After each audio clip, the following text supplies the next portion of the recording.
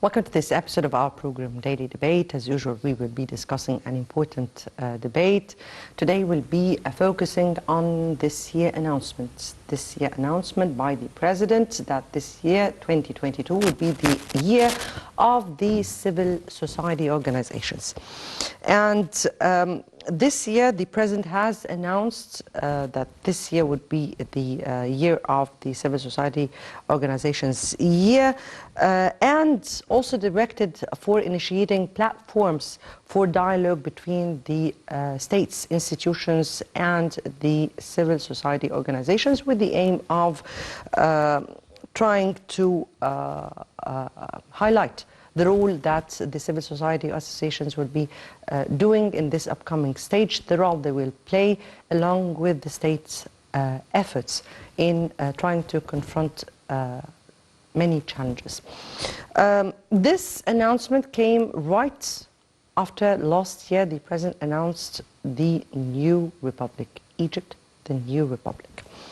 And the state has already been able to tighten the grip on terrorism, to be able to start with the developmental process with its vision for 2030 for sustainable development, with plans and programs put in order to be able to fulfill the aspiration of people.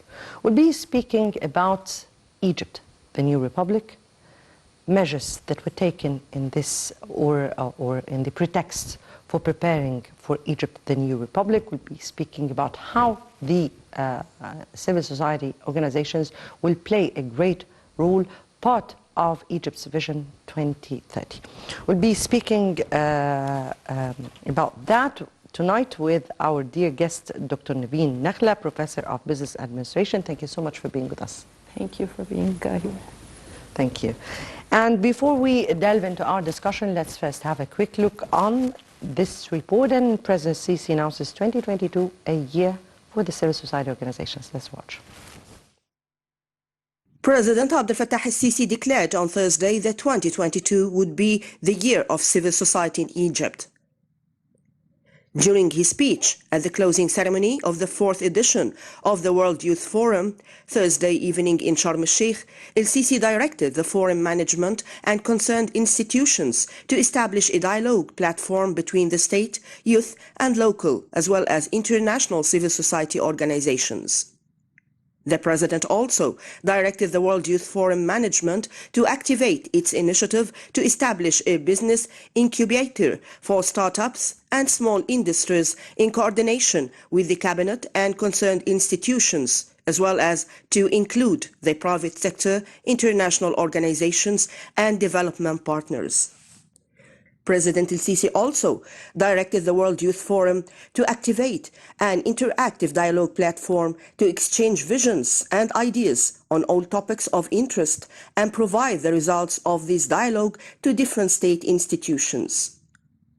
In September, at the launch of Egypt's first national human rights strategy, President el-Sisi announced that 2022 is a year of civil society.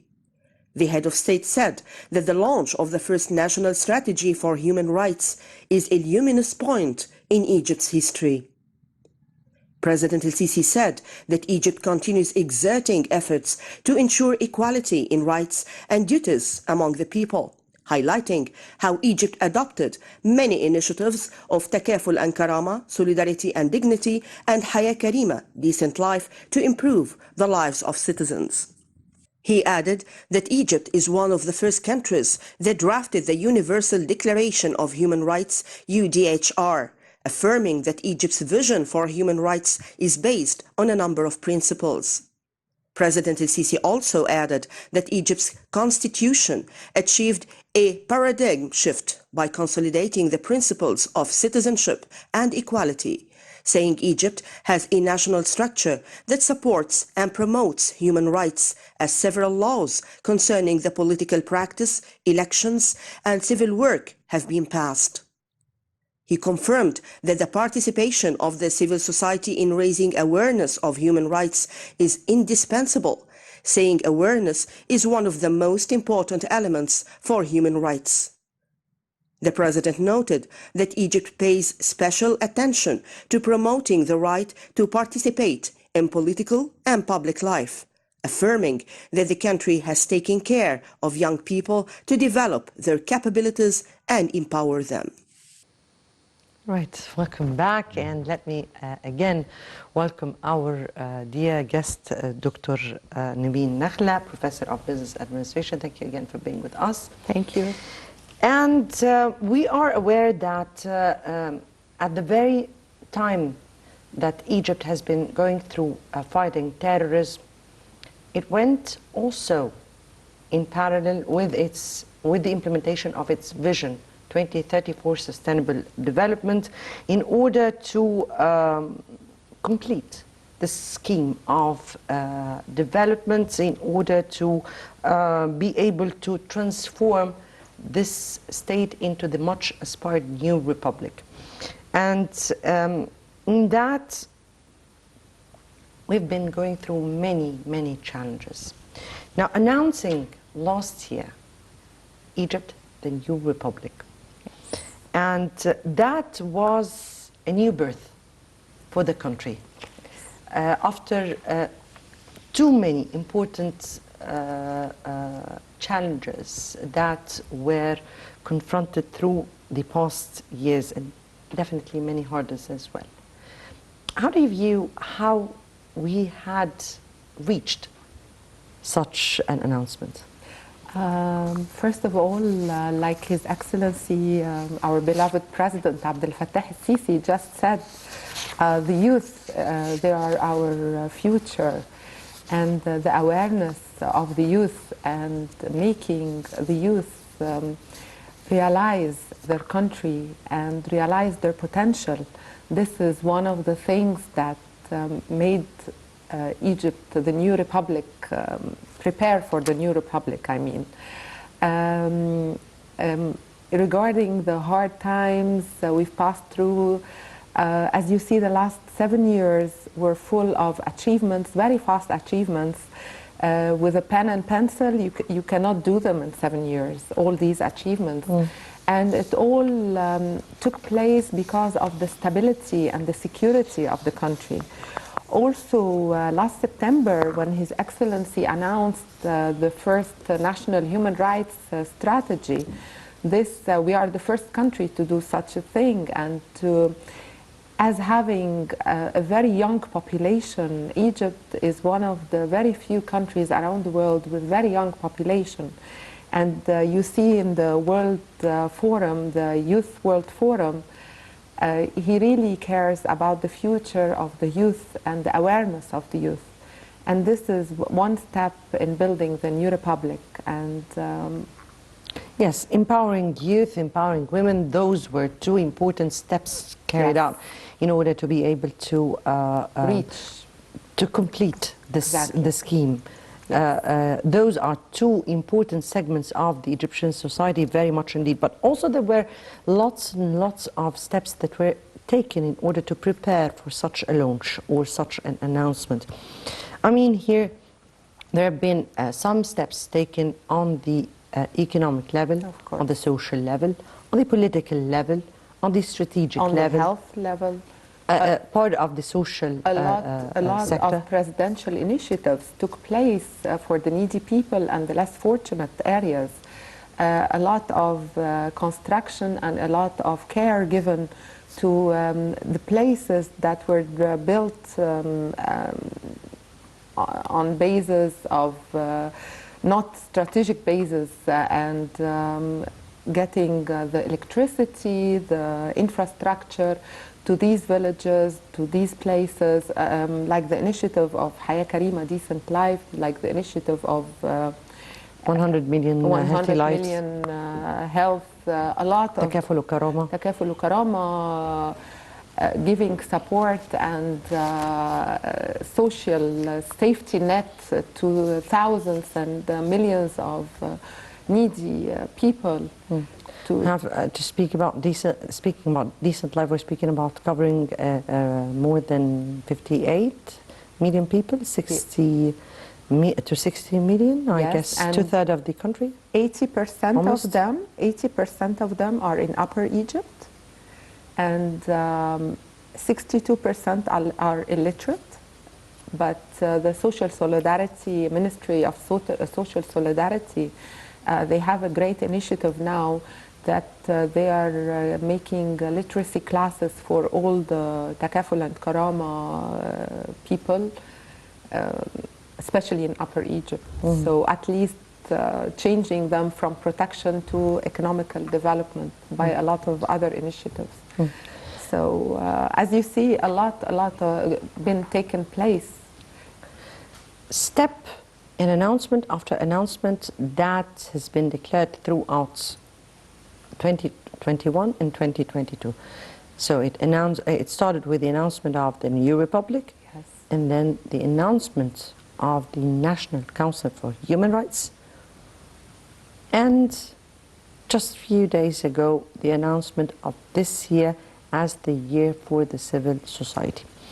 Let me take here how those declarations, announcements came in line with the path for the new republic.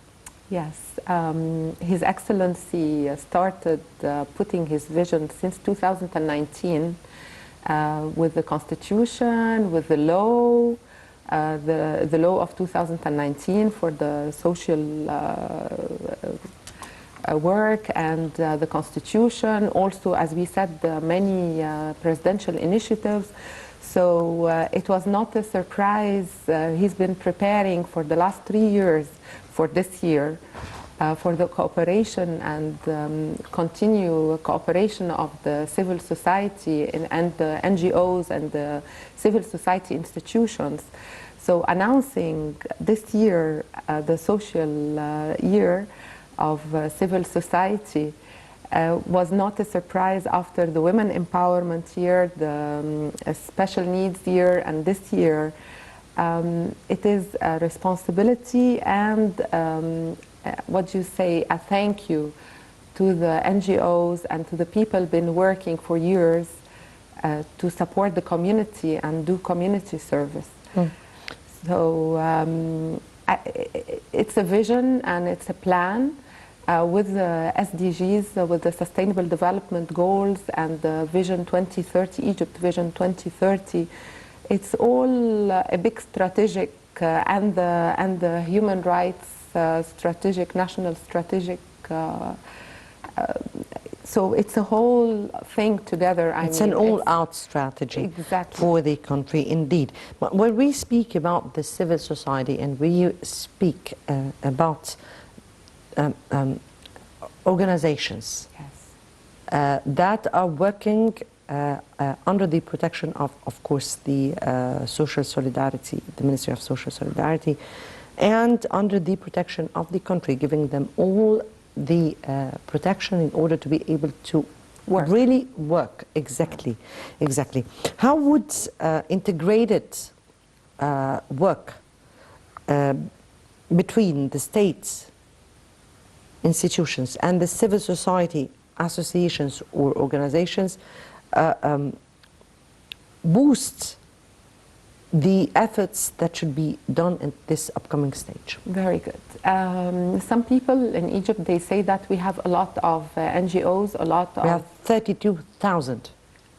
I think there are 55,000. Now they have reached, so yes, because Prime Minister Dr. Madbouli has already extended this reconciliation, the registration of those for 1 year more. 1 year. Yes, please. And the reason for making it for 1 year, giving them a chance to adjust their documents and to register, because the platform, the digital platform of the Social Solidarity was started in September. So many people, especially from Upper Egypt and the small associations, they didn't know how to register, so it took them some time. Online. Yeah. Because we are also giving them the ability to register online. Online. Or through the digital... And the good news that 26,000 already registered and already adjusted their documents. And as you know, each organization working in the community service or civil service, they have like an ID number, like a birth certificate for this organization when they register online in the social solidarity. If you look to France, for example, they have 1.5 million organizations. If you look to the United States, they have 2.5 million organizations. So when we say in Egypt we have 55 and 26,000 already adjusted their documents and they have their birth certificates, this is not a very big number yet. So we're speaking about amendments that were made to the Constitution in order to put those organizations on track. I mean, to facilitate the issue and legalize the status. Yes. When I speak about the efforts, or why do we urgently need those civil society organizations? And we're not just speaking about civil society organizations from Egypt, but we're speaking about also international civil society organizations. So how do you view the work that we really need from them? Okay, first thing, the government cannot reach each and every person, each and every citizen in the country, in all villages. This is not the feasible, this is impossible. So the cooperation and the integration between the government work and these organizations work on the ground is very important. And they are divided, these organizations, they are divided into huge ones like umbrella ones with branches in all governorates. And you have very small ones in small villages with less capabilities, and their work is very important. First thing, these organizations are lighter in decision making and taking and moving. They don't need a lot of signatures, approvals, bureaucracy. They don't go to have to through the bureaucratic system. They're lighter in moving. The second thing, which is very important, especially in the organizations in the villages, they are part of the community itself. So they know the culture, they know the people, they know how to reach them. And the Social Solidarity Ministry, they are doing something very good now. They have a big initiative of training all organizations and NGOs on the new vision and on the new Republic vision and on the vision of changing the aspect from protection to development and teaching, especially the small organizations, teaching them how to move from the protection to the development. What do you mean by from protection to development? Okay. Protection, like in old days, an organization or charity organization, they used to take a carton with food supply, macaroni, rice, oil, whatever. Yes, we understand. And they distribute to the villages, and that's it. Or maximum, they used to get a machine or a sewing machine for a house or some cows or some chickens or whatever to a house and leave them. This is not sustainable development. This is not what His Excellency President Abdel Fattah al-Sisi is trying to reach and to make people reach. Sustainable development, and what the Ministry of Social Solidarity is doing now and training all the small organizations all over the governorates is to really make sustainable development. There, inside the Social Solidarity Ministry, there are a lot of initiatives. One of them is the one that I'm really fond of, is the initiative called Forza, for economical chance, for economical development. And they go to, now the first phase is for 8 governorates, and the 4 governorates on the borders of What do they Egypt. do? They do First of all, okay, it's a huge project. First thing they do, like awareness to the village that they are going to, awareness on the importance of productivity, the importance of work, in a very nice and scientific way, like a workshop. They get one of the villagers and ask her, what if you don't work? And they keep on debating for 4 hours together. So it's a change of mind, change of behavior, change of culture. Indeed. Part of what the President has called on the civil society associations is raising awareness of people. But here I need to know from you something, since we brought this up and really many would like to know. I mean, if I, as a person, go into a governorate where nobody knows me, Yeah. how would I attract people, especially people who had not had enough education or who are not very much aware with what's going on around them? How would I attract those people so as to be able to start this kind of dialogue?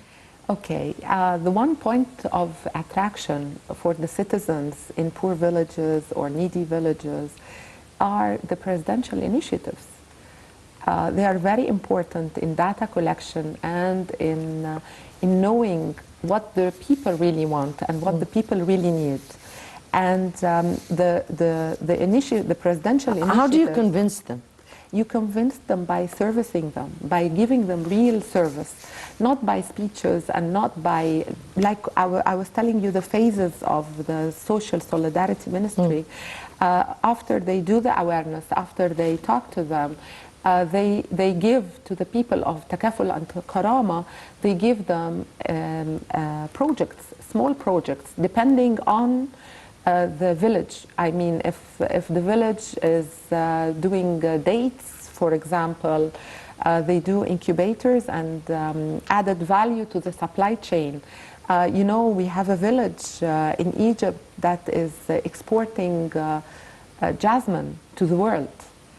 If you add to these villages a supply chain, instead of selling the jasmine with, let's say, £1, if you put an added value to the supply chain, it will be doubled or tripled. So in few words, you're helping them to be startups and entrepreneurs through a way that changed their life into, instead of just selling things haphazardly. Exactly. No, it's a project and you are and you are the owner of this project, and you help them how to modify. Exactly. Not only modify, also they teach them how to collaborate together. We have a cultural issue in some places in Egypt that people, they don't know how to make teamwork, how to work together, how to really put hand in hand.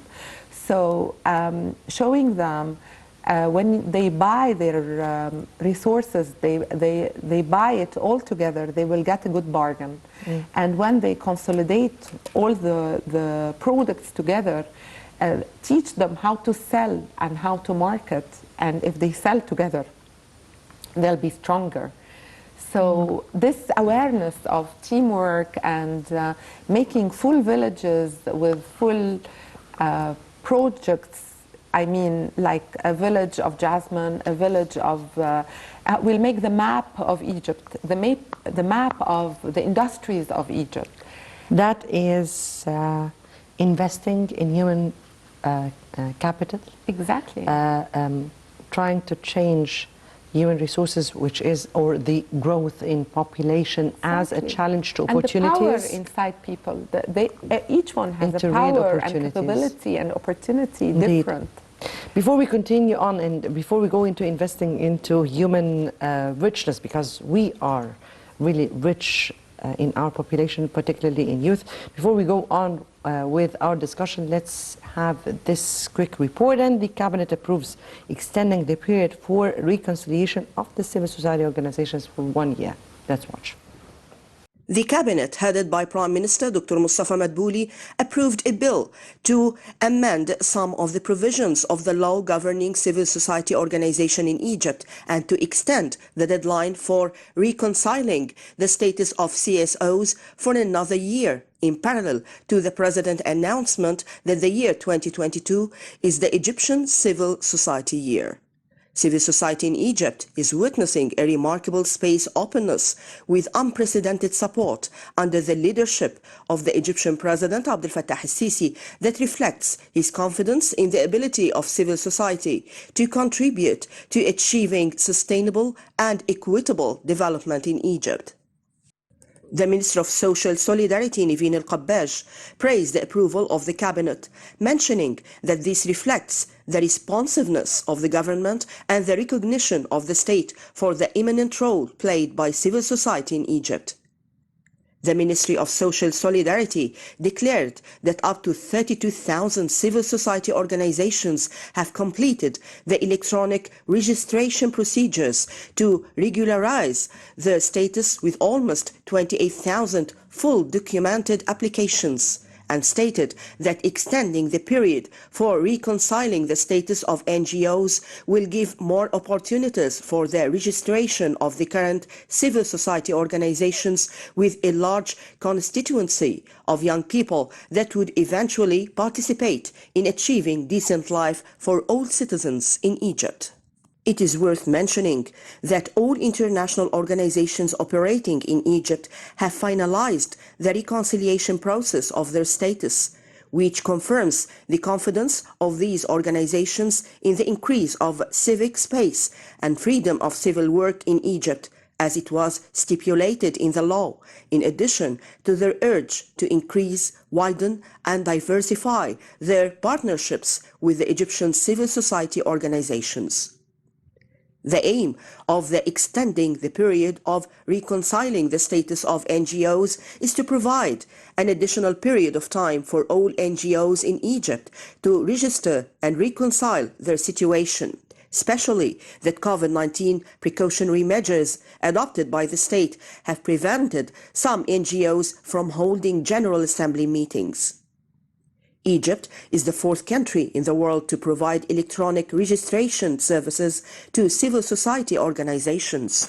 3,000 new organizations are currently completing their files on the system to obtain their electronic declaration according to their notification as stipulated in the Constitution. Right, welcome back. And back to you, Dr. Nevine. And as you've seen here, and work. That was the agenda, or that was the plan the plan in order to start a real revolutionary plan for the sustainable development. How did that constitute the base for this new republic? I'm speaking about the enormous work that has been done. A lot of work from all the pillars and all the fields in Egypt.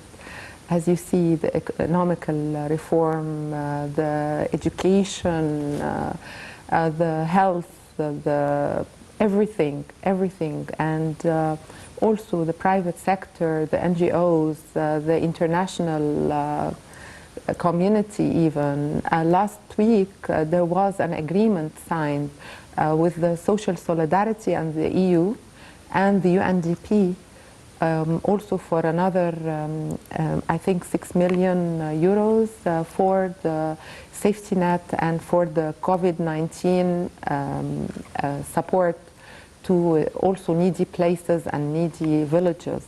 So a lot of reforms, a lot of work has been done for the last few years, especially with the challenge of COVID-19, of course.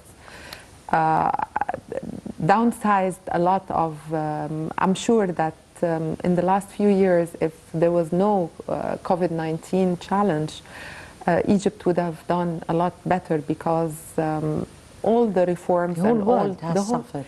Yes, but the economies of the whole world. We were going very straight up in the development.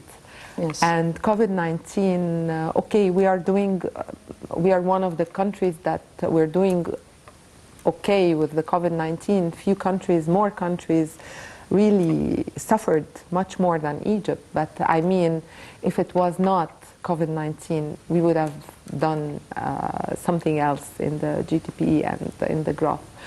Also, to go back to the announcement of this year, and no, actually, we were speaking about something very interesting, which was investing in human calibers, yes, and in investing in human resources, because in that we are speaking about a challenge, a big challenge. I mean, yes, here the growth in population is a big challenge, and we aim here at changing the challenge into opportunities. yes. How do you view that? How we were able to do that? We were able to do that, and we're going to do that much better in the coming few months, because also the state government, they are very much aware of the thing that will hinder any development, which is the family planning and the growth in population, especially in the villages, in unfortunate villages. So also one of the initiatives is called awareness. It's called the Why. And they are starting to do awareness regarding the family planning, women issues, work issues, productivity, health issues, education, a lot of awareness. And investing in youth, investing in education, investing in awareness to all these areas. Awareness, and that is a huge word. Yes. Because it is a battle, like the battle of investing in human resources and human richness. This is a battle, but also raising awareness is another important battle that Egypt has been going through in order to be able to fulfill its needs. Exactly. How do you view how we managed to do such battles? Because we're speaking about different battles in the battlefield, terrorism, battles on the economic side, because we were, of course, in a very deteriorating economic situation, battle in the human growth and investing in human, and the battle of awareness. How did we manage to go through all those battles in parallel? First thing, by like we said, the security and the stability of the country. And when the citizens, they see that the government and the NGOs and the private sector, everyone is collaborating and integrating together and cooperating to really serve them, and to really serve them, like we said, with sustainable development, not serve them by giving money or something like that. These are the ways to reach the citizens really, and to win these battles. Like I was telling you, to move from the protection to the development, not only by giving the people a machine, but showing them how to sell, how to buy, how to market, how to talk, how to write and read. These things are very important. The Social Solidarity Ministry also, they have something in all villages. They have the women Raidat Rifiyat, the villages leaders, villagers leaders, women in each village, that they sit with the women in their houses, they sit with the youth in their houses, and they make like small groups, and they talk to change the culture, to change the mentality, to change the way people think, to know what the government is giving. And this is very important, and we go back again to the word awareness. If you do an infrastructure and you don't tell the people why you're doing it and how they win by taking care of it, this is very important. I hope I answered your question. Let me, I have lots of questions, so Yeah. still we're on, and digital transformation, because Yes. digital transformation was part of the plan to cope with the whole world, not course. just to cope with our needs. And preparing the human resources for the digital transformation was an issue. How did Egypt work on such There is a big initiative now. We are all working with right now as NGOs and as the private sector and as the government from TIC, the Minister of what do you call the TIC? Information and technology. Communication and information technology. Yes, exactly. They're doing a scholarship for youth aged 20 to 30 on all governorates, in all governorates for digital transformation, a lot of specializations like cloud, web design, a lot of learning. And not only they give them a scholarship, they give them fund for their transportation and coming to the university to get this. This is one aspect. The other aspect, as we see that part of regulating the work of social and community service, civil service, part of it is digitalization of these organizations to know who they are, what they are serving, what are their capabilities. So this is part of the of winning the battle. Data about people, so as to... Not only people, and also about the organizations, because if you need to do awareness or you need to do a project in this village, you need to know geographically who is working in this village. And you need to know each organization what they are specialized in, because How would they serve? How would they serve? In which field? Education, women, economic development. What's their specialization, and how will they be able to help with the government, and to also something very important, that they're digitalizing the size and the outreach of each organization, because like we said, there is an organization with umbrella, with branches in all villages. You have small organizations that they are just small in their villages, and maybe the small organization in this village, they have outreach, and they have, like you were asking, how to make the people believe you and make the people listen to you. So maybe this small organization, they have people around them and believe them and trust them more than the big umbrella organization with branches. So digitalizing all this is part of regulating the civil society organizations and work and community service for the big vision, which is the sustainable development and the vision, Egypt Vision 2030, to really give the empowerment for people and the economic development.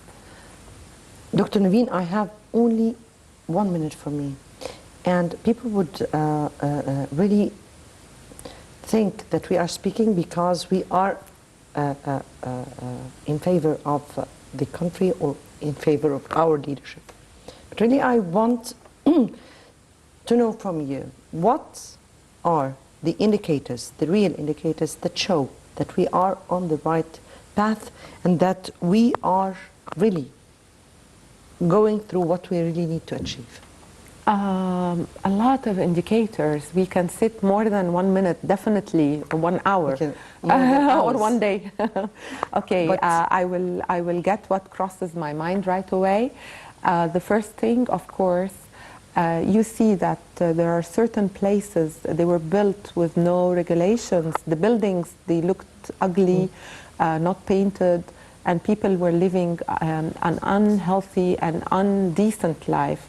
And you see these people are moved to very decent places, moved to decent life, green areas, very clean buildings, they have clean water.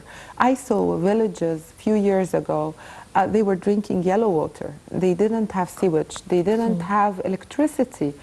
One of the indicators now, these ugly places the are... national plan for urban development.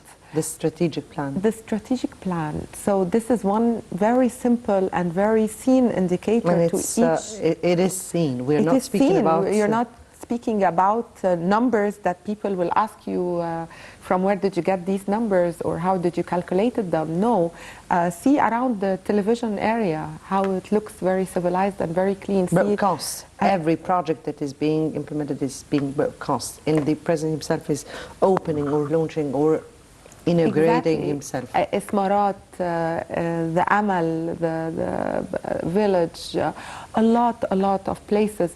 The Decent Life Initiative and how they're doing great development. Yes.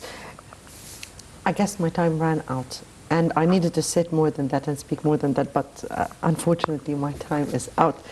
Dr. Nevine Nakhla, Professor of Business Administration, thank you so much for being with us tonight. Thank you. Been a pleasure. Thank you. The pleasure is all ours. And dear viewers, many thanks for watching. Next debate will be on Sunday. Until then, it's good night.